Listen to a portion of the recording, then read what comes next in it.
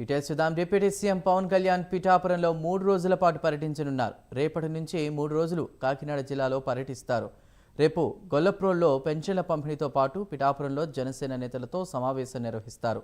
July 2న Kakinada కలెక్టరేట్లో panchayat, irrigation, అటవీశాఖ అధికారులతో పవన్ కళ్యాణ్ సమీక్ష నిర్వహిస్తారు. అదే రోజు సాయంత్రం party ఎంపీలతో సమావేశమవుతారు.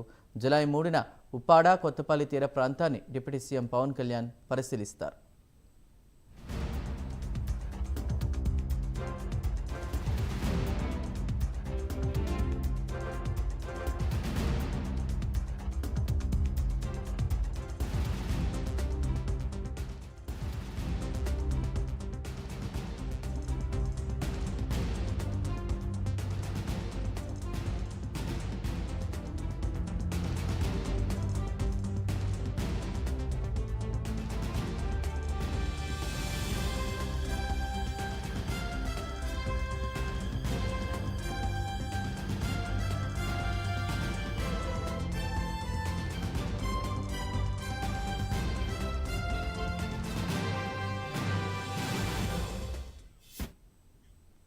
Deputy CM Pawan Kalyan పిఠాపురంలో 3 రోజుల పాటు పర్యటించనున్నారు. రేపటి నుంచి 3 రోజులు కాకినాడ జిల్లాలో పర్యటిస్తారు.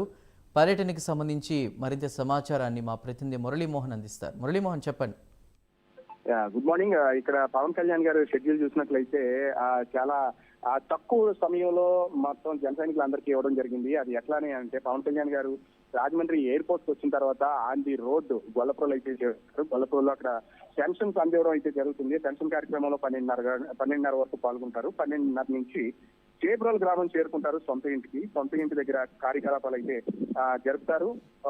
1 గంట వరకు అక్కడ లోకల్ నాయకులు కానివ్వండి, లేదు అంటే లోకల్ గా ఉన్నటువంటి ఎమ్మెల్యేలు కానివ్వండి, ఎవరినైతే వీళ్ళందరినీ కలిగడానికి అయితే అక్కడ చేబ్రోల్ నివాస స్థలంలో అయితే ఒక ప్రణాళిక రూపొందించారు. అలాగే అక్కడ నుంచి మధ్యాహ్నం భోజనం అయిపోతుంది. భోజన కార్యక్రమాల దగ్గర నుంచి మిగిలిన నాయకులందరితో కూడా మాట్లాడడానికి అక్కడ ఒక షెడ్యూల్ అయితే ఖరారు చేశారు.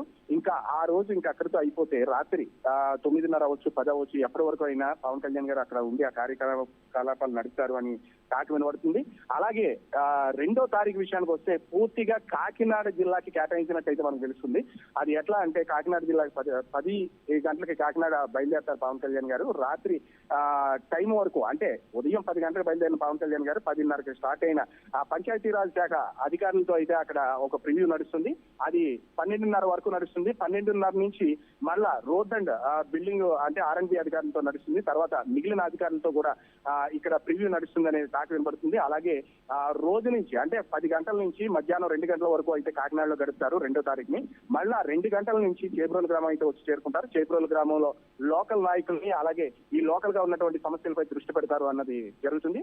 మళ్ళా 3వ తారీఖుని గొల్లప్రోలు లో ఉన్నటువంటి కొన్ని సంక్షేమ కార్యక్రమాలు, అలాగే ఉప్పాడ, కొత్తపల్లి ఆ ఏరియాలో ఉన్నటువంటి కార్యక్రమాల్లో పాల్గొంటారని పూర్తి సమాచారం అయితే ఉంది. కానీ ఇక్కడ చాలా తక్కువగా గంట, అరగంట, పావు గంట ఇట్లా నిర్ణయించినటువంటి ఈ షెడ్యూల్ ఎంతవరకు కరెక్ట్ గా సాగుతుంది అన్నది అయితే అర్థం కావట్లేదు. ఎందుకంటే ఇక్కడ ఉన్న జన సైనికులు కానివ్వండి, జనసేన నాయకులు కానివ్వండి, వీళ్ళందరూ కూడా పవన్ కళ్యాణ్ ని మా దేవుడు వస్తున్నాడు అన్న రీతిలో స్వాగతాలు పలకడానికి చాలా భారీ ఎత్తున ఏర్పాట్లు చేశారు. ఈ ఏర్పాట్లను దాటుకుని పవన్ కళ్యాణ్ గారు అనుకున్న టైంకి అక్కడ చేరుకోగలరా, అనుకున్న టైంకి అక్కడ కార్యక్రమాలు పూర్తవుతాయి అన్నదైతే ప్రశ్నార్థకంగా మారుతుంది. ప్రతి జన సైనికుడు కూడా ఈ పవన్ కళ్యాణ్ గారు నెగ్గించిన ఆలోచన విధానంలో కానివ్వండి, నెగ్గించిన ఆ పరిస్థితుల్లో కానివ్వండి, ఈ రోజు పవన్ కళ్యాణ్ గారు వస్తున్నారు అని అంటే ఎక్కడెక్కడో మిగిలిన పనులు చేసుకునే వాళ్ళు కూడా ఓట్లు వేయడానికి ఎలాగైతే వచ్చారో వాళ్ళందరూ కూడా ఇక్కడ పవన్ కళ్యాణ్ గారు చూడటానికి ఇదే నియోజకవర్గం నుంచి పవన్ కళ్యాణ్ గారు ఏ విధంగా ప్రజలకు సేవలు అందిస్తారో తెలుసుకోవడానికి వాళ్ళందరూ ఆతృతగా వీళ్ళందరూ ఎదురు చూస్తున్నారు. ఈ షెడ్యూల్ విషయానికి వస్తే ఏ విధంగా జరుగుతుంది, ఈ గంట, అరగంట లేదా 30 గంట ఈ టైములు పవన్ కళ్యాణ్ గారి షెడ్యూల్ కి సరిపోతాయా లేదా అన్నది మాత్రం ప్రశ్నార్థకంగా మారింది. Right Muralimohan, thank you.